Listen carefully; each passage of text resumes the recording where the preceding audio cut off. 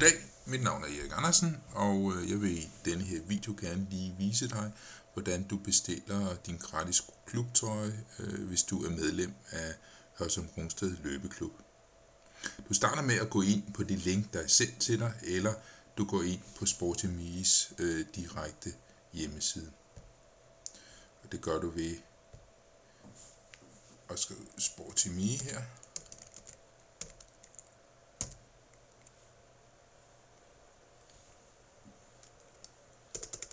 Det staves med y, sportsme.dk, sådan. Og så kommer du ind på vores tøjleverandørs hjemmeside, og der kan du under tilbud, der kan du gå ned og vælge vores klub, og det står her, Hørsholm-Rungsted Løbeklub. Så går du ind på den, og her er der jo alle de trøjer og bukser og så videre, som du kan bestille og købe selv og få sendt direkte hjem til dig. Men du kan altså også gå ind og vælge det, der hedder HRLK Klub løbetrøje eller singlet. Det vil sige, går du ind og vælger den. Og så kan du vælge model. Og det er vigtigt, at der altid skal stå 1 i antal, men når du har skrevet det står der som default, så går du ind og vælger model, og der vælger vi størrelsen. Og de her trøjer, de er sådan meget almindelige størrelse, så du kan godt gå ud fra din normale størrelse.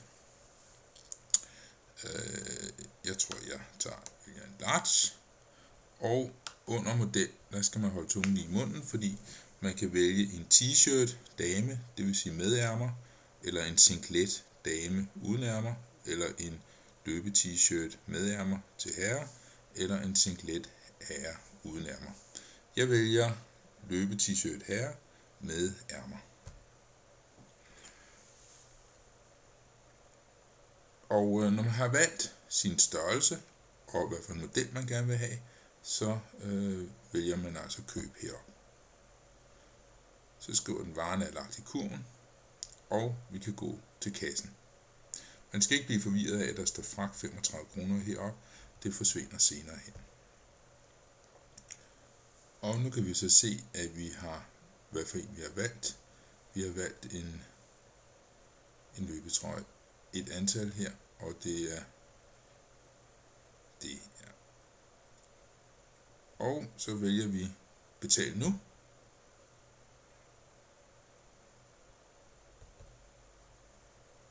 Og så skal jeg altså skrive registrere mig.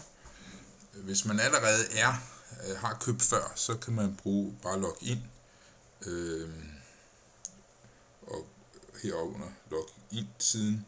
Men hvis ikke man har været inde på SportsMe før, så bliver man altså nødt til lige at registrere sig. Og det vil sige, at man skriver sit fornavn. Nu skriver jeg test 2 her. Efternavn test 2 i stedet for. Og man skal skrive sin fødselsdato. Der skal lige en skråstreg imellem.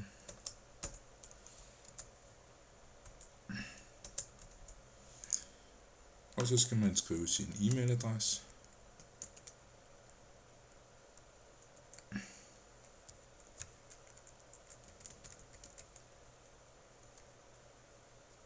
Så skriver jeg bare en fiktiv en for at vise proceduren.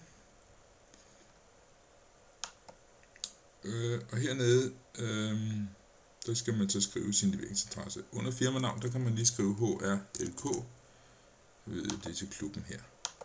Og så skriver man sin adresse. Og der skal man både skrive postnummer og by og land selvfølgelig. Så går vi længere ned. Og man kan også skrive sit telefonnummer her.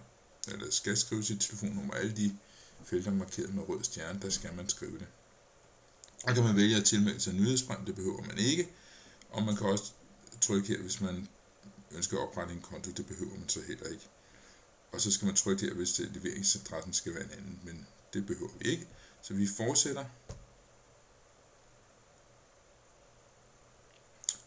Og nu skriver den så, at den har valgt her, kan I se, afhentning af varer, og det er den option, man skal vælge, fordi så bliver trøjen sendt direkte til klubben, og så får man udleveret nede til vores træning.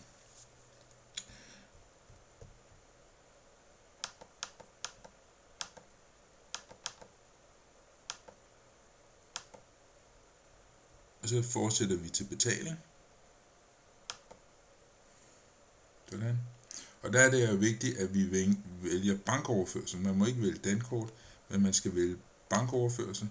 Og så kan man jo skrive hernede, at den betales af HRLK.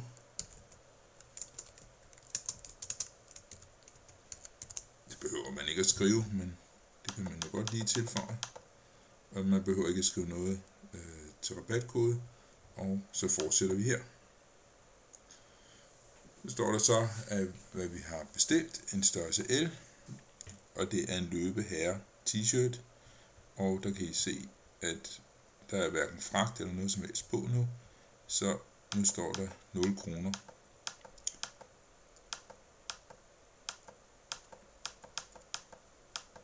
Og så skal man lige huske at skrive, jeg har læst og accepteret patent, der skal vi lige krydse af heroppe, og så godkend ordre. Når man har godkendt ordre, så får man en e-mail på, at ens ordre er godkendt. Så enkelt er det, og hvis man har ellers nogle problemer, så kan man også vælge at kontakte Sportemi direkte, men hvis man følger denne her instruks, så burde der ikke være nogen problemer. Tak for nu.